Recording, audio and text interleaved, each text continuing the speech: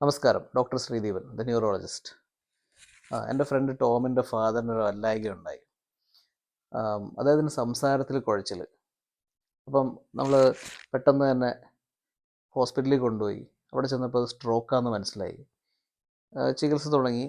ഇപ്പോൾ സ്പീച്ച് തെറാപ്പിയിലൊക്കെ ചെയ്തുകൊണ്ടിരിക്കുകയാണ്. നല്ല ഇമ്പ്രൂവ്മെൻ്റ് ഉണ്ട്. അപ്പോൾ അദ്ദേഹത്തിനുണ്ടായ അസുഖത്തിൻ്റെ പേരാണ് ഡിസാർത്രിയ. ഡിസാർത്രിയ എന്ന് പറഞ്ഞാൽ നമ്മുടെ സംസാരത്തിൻ്റെ പേശികളുണ്ട്. അതായത് ചുണ്ട്, വായ, തൊണ്ട, നാവ് തുടങ്ങിയ അവയവങ്ങളുടെ മസിലുകളാണ് സംസാരത്തിൻ്റെ പേശികൾ. അപ്പോൾ ഇവയ്ക്കുണ്ടാകുന്ന തകരാറ് മൂലമാണ് ഡിസാർത്രിയ ഉണ്ടാകുന്നത്. അപ്പോൾ എന്തൊക്കെ കാരണത്താലാണ് ഡിസാർത്രിയ ഉണ്ടാകുന്നത്? ഒന്നാമത്തെ കാരണമാണ് ബലക്കുറവ് ഉണ്ടാവുക.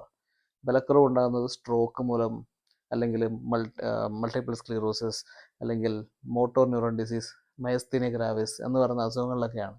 അപ്പം സംസാരം ഭയങ്കര കുഴഞ്ഞതായിരിക്കും, ഭയങ്കര ബ്രീത്തി ആയിരിക്കും, ചിലപ്പോൾ മൂക്കുകൊണ്ട് സംസാരിക്കുന്ന പോലെ ഉണ്ടാകും.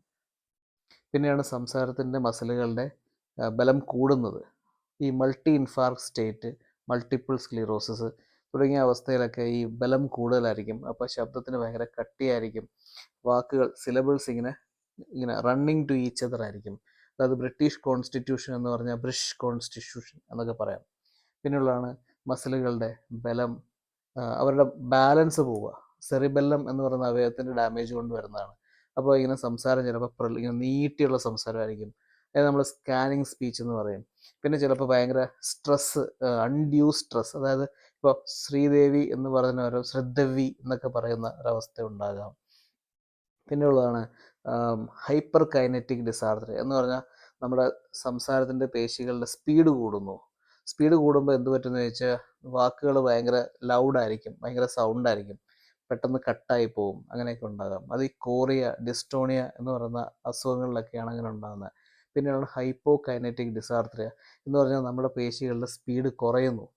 ഈ പാർക്കിൻസൺസ് ഡിസീസ് എന്നൊക്കെ പറയുന്ന അസുഖത്തിലുണ്ടാകും. അപ്പോൾ അവരുടെ ശബ്ദം വളരെ പതിഞ്ഞതും മോണോട്ടോണസും ആയിരിക്കും. അപ്പോൾ നമുക്ക് ചിലപ്പോൾ ശ്രദ്ധിച്ച് കേട്ടാലേ നമുക്ക് മനസ്സിലാവുകയുള്ളൂ.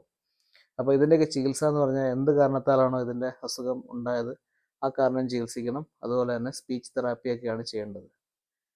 നന്ദി, താങ്ക് യു.